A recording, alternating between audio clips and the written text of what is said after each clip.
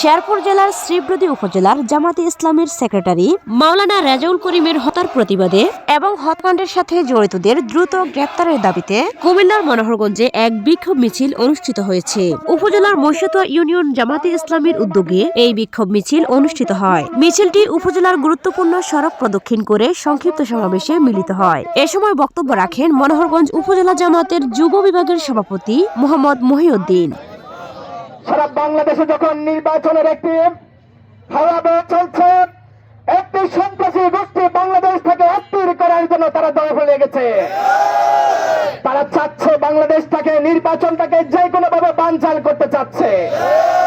বাংলাদেশ জামাত ইসলামী ছাত্র শিবির বেঁচে থাকতে সেই ষড়যন্ত্র বাস্তবায়ন হতে দেবে না ইনশাআল্লাহ।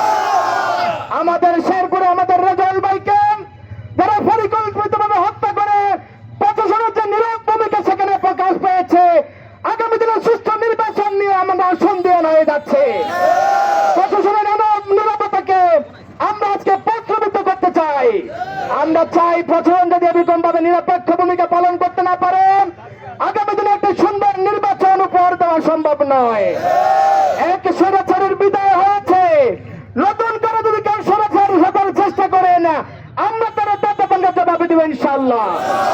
আমরা একসাথে আন্দোলন করেছি, একসাথে সংগ্রাম করেছি, আমাদের সম্পর্কে আপনাদের ধারণা ক্লিয়ার। আমাদের আনুগত্য কোন লেভেলের, আমাদের নেতৃবৃন্দর কথা কর্মী বাহিনী কিভাবে শুনে সেটা আপনারা ভালো করে জানেন। অতএব সেটার জন্য প্রস্তুত থাকেন। এই ধারণাল যেন সারা দেশে যেন ছড়িয়ে না পড়ে, প্রশাসনের কাছে আমরা সেই দৃষ্টিপাত করতে চাই। আমরা প্রশাসনকে আবারও বলতে চাই, সারা বাংলাদেশে লেভেল প্লেইং ফিল্ড দরকার, সেই লেভেল প্লেইং ফিল্ড আপনারা তৈরি করবেন ইনশাআল্লাহ। আর যদি বেদারে ব্যর্থ ঘটান, তাহলে সারা বাংলাদেশের জনগণকে সাথে নিয়ে বাংলাদেশের জামাত ইসলামী সেটার দাঁত ভাঙা জবাব দিবে ইনশাআল্লাহ। প্রিয় উপস্থিতি, আমাদের রেজাউল ভাইকে গতকালকে যেভাবে পাথর দিয়ে পিটিয়ে হত্যা করা হয়েছে, মানুষকে এভাবে হত্যা করতে পারে না। আজকে এক স্বৈরাচার বিদায় নেওয়ার পরে তাদের সমস্ত কাজগুলো আজকে তাদেরকে দিয়ে গিয়েছে। আমরা বলতে চাই, আপনি আমাদের যেরকম বন্ধু প্রতিম ছিলেন নির্বাচনের একদিনের জন্য, আমরা চাই না আগামী দিনে যারা স্বৈরাচার হয়ে গেছে তাদের মতো আপনারা এই দেশ থেকে পলায়ন করেন।